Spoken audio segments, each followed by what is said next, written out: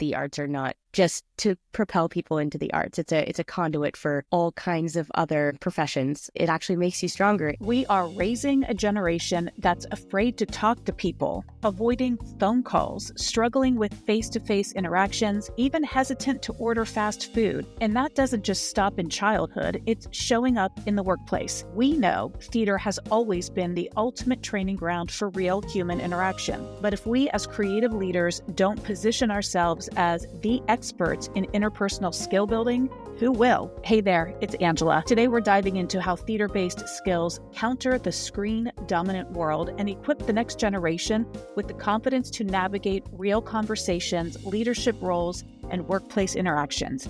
Stay with me. This is Arts Redefined. Hi, Audrey. How are you? Hello, I'm doing well. How are you? I'm interested in getting your insights on growing up in theater, and now you're working professionally, but you're not in theater. You're not even in the arts. That's right. Because I so much talk about how the arts have so many transferable skills in the corporate world versus the arts world. And I spent a lot of time performing on stage, but I also did a lot of work off stage. Like one day I would be teaching kids choreography, and the next day I would be helping design the lighting for a show, right? I got a really full breadth of experience there. Is that something that you thought that professionally that you wanted to go into was theater? I really wanted to go to school for musical theater specifically.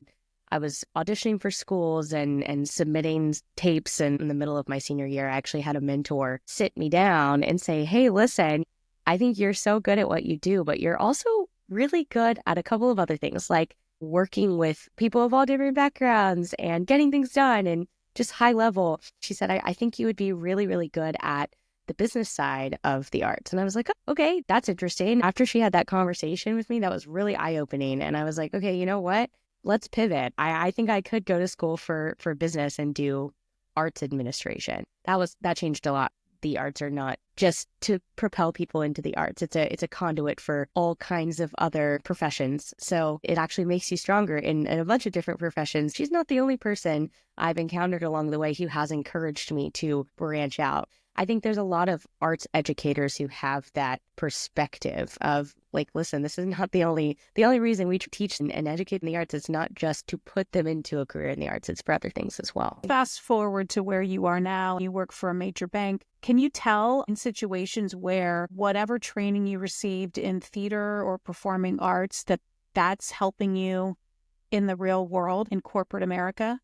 The list is so long. The list is really so long. Give me a few. There are so many great skills I learned, right, growing up in theater and the arts that have transferred so well into the work I do today, right? So I'm a social media manager, which is very creative, right? But I've also worked in a couple of other areas, including things like risk management and project management, process design. So I've worked a little all over the place, which has given me the opportunity to test these skills out, right, in a lot of different areas. I think one of the biggest ones, of course, is storytelling. You'd be surprised how many people struggle with being able to tell a good story, a powerful story.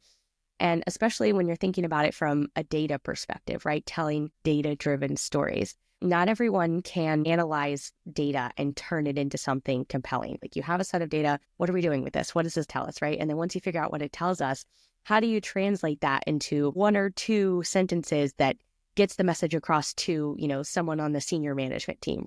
You have to be able to translate really, really minute details into something really, really easy to understand so that people can action it, right? Actionable stories. There's a couple of different things that go into that, like the ability to communicate. So theater taught me how to speak well and be comfortable talking to people. The relationship side of that and being able to understand different perspectives. How do I work with all kinds of different people from different backgrounds? And also, I think the stories that you're telling in theater, you have to connect with a character a lot of the times who might be very different from who you are as a person. So understanding what that character wants and needs, I think that helps you, learn how to understand people. I mean, there's a psychological portion of that too. There's an empathetic piece of that. Every teacher, professor I've ever had in theater and the arts has really emphasized having the empathy to understand where somebody's coming from with things. And I think that that also helps a lot with telling stories from a corporate perspective. Like, how do you express something to someone? You have to know where they're coming from, what they need, what they want, that kind of thing. So there's a lot of character building that goes into all of that. So storytelling, that's a huge one. Another one I think has to do with projects and process and risk management. You think about putting together a show from start to finish.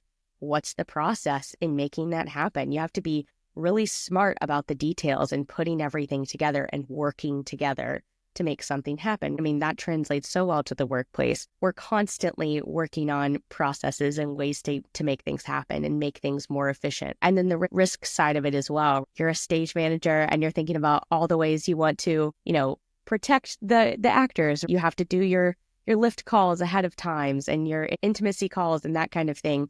So you're thinking about safety from an arts admin perspective. How do you present your brand? How do you want to sell the show? But do you realize when you're in it that you're learning processes, that you're learning No way. workplace safety, that you're learning visual literacy where you've got to be able to see and anticipate? When did that realization come that these were life-defining skills that you were learning? I feel like it didn't hit me until I entered the workplace. So I'll be doing something, right? I'll be putting a process together. I'll be working on a project. And I'm like, where did these skills come from? I do think about that. I'm like, where did I learn this? Where did this come from? If I'm good at it, why am I good at it? I reflect on that a lot, right? I'm introspecting. And it almost always boils down to something I learned from theater, something I picked up doing the arts as a kid. And I always text mentors and teachers and say, oh my gosh, all of these skills that I'm putting into practice every day, I got it from you or from your class or from the show I did with you. And I always try to thank them so much because they have no idea how well they are setting their students up for success in just something as simple as putting on a show. I mean, you could be in third grade putting on a show with your class, and you could be learning those teamwork skills, those communication skills, those process management skills. I know that sounds wild, right? But it's true. You're learning how to accomplish things as a team through all of that. So you talked earlier about collaboration, communication, empathy, but if you're not on stage and you're working in theater, can you think of other collaborative communication type skills, teamwork that allows you to view something through someone else's lens? Beyond the character side of things, I mean, having to work with other people. And that's also, I mean, gosh, you think of the two sides of things. It's not a binary, but, if you're on stage versus maybe you're working off stage, how do you understand the needs of the other person to be able to work together and make something happen, right? So if you're working backstage and you need help with a costume change, you have to learn what that person needs. Are they going to step out of their shoes first? Are they going to take their wig off first?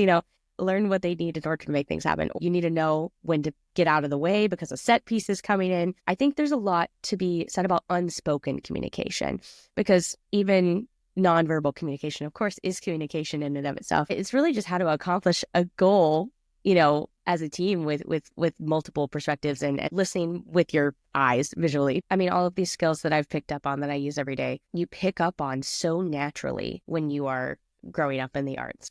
Whether it's performing or maybe it's something different, but I feel like there's so many high-level skills that really just pull so well into the workplace. And I think that there's a great need for that. And especially from a communication perspective. I work in communications, so I'm surrounded by a lot of great storytellers and really, really smart people. But there are other areas I worked in and other companies I worked for where I noticed the deficit in people who are maybe not as adept at communicating, not as adept at getting things accomplished. They just don't have those baseline skills, and they're taught. And gosh, companies invest so much into helping people learn how to communicate and be efficient and automate their solutions. If you have all of those skills from the get-go, that sets you up for success so much more quickly than having to build those skills once you get there.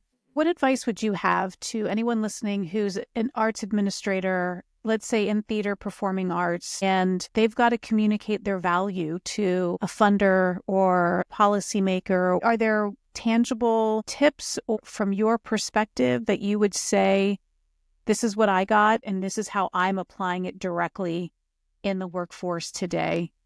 And if it weren't for that performing arts experience? Would I be as effective as I am now? I don't know. But I think that emphasizing the foundational skills that the arts provide is point number one. And that's where you have to start is, listen, this, besides being an outlet for people and being a place to express yourself and, get to work with other people, you really lay such a brilliant foundation for folks who are going into all sorts of careers where they have to work with people. And most of the people I know have to work with people. I feel like the people part of it is so important, and stressing the foundation of skills, the ability to work with people, teamwork, the ability to communicate effectively and efficiently, that one can't be underrated. I get so much positive feedback for my ability to say A, B, C. This is it. I'm summing up a project. These are the three things, right? The ability to navigate challenges is another one that I would stress. As an artist or as a kid being in theater, you might be part of a population of folks that isn't always the most popular or, lauded group of people. And I think that helps you navigate challenging situations better.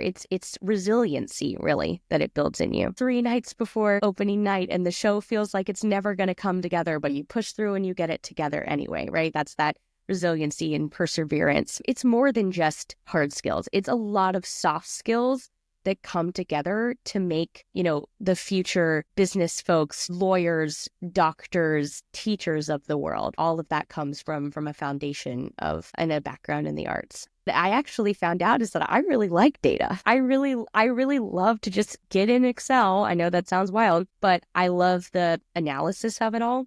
And now, of course, I talked about this at the beginning, data-driven storytelling. I mean, that's where that all comes together and has made me successful. I can take something and I can translate it into something else that's easy for people to understand. Stories are wonderful and stories stick, but data drives. And Exactly. So in the arts, if you can show impact through, yes, stories, but the data to back those stories, it's that 1-2 punch that we're looking for. And so you're showing that there is a return. I mean, you were taught tangible skills. Confidence, I'm sure, comes from theater and just having to be in situations that you're not necessarily comfortable with. How That's a do you great point. navigate that? Yeah, I think putting yourself in uncomfortable situations is another great way. It's another great skill, I guess you can call it, that transfers. I feel like doing things like improv. I remember kind of hating that. I loved performing. I loved a script. I kind of hated improv growing up. I felt yucky, like getting thrown into a situation where I had to just come up with things on the fly. But of course, that's a foundational part of every, theater Right. class you're going to be in. You're always going to be doing improv. So I was forced to do it for years. And now when I'm doing a presentation and somebody asks me a question that I wasn't prepared for, I'm ready to come up with an answer on the spot. So putting yourself in uncomfortable situations early on sets you up for success farther down the road. And I'm also not afraid to put myself in uncomfortable situations now. I'm not afraid to say yes to a job where I feel like I don't have a lot of background knowledge or experience, because I know that I can handle it. Even if it's, totally new to me, I know I can learn quickly. That's another skill, picking up on things quickly. And I know that I can handle it because I've done uncomfortable things before and it's turned out okay. You can spend a lifetime in the arts growing up. The residual effect is always going to be there. I can still play instruments and sing and perform. And I really do feel like I get to scratch that itch. But I get to be creative in my job and I get to speak frequently in front of other people. I still get to scratch the itch. It's just in a different way than I originally expected. Thank you, Audrey, for your time. I appreciate you sharing all your experience. Thanks for inviting me. I appreciate it.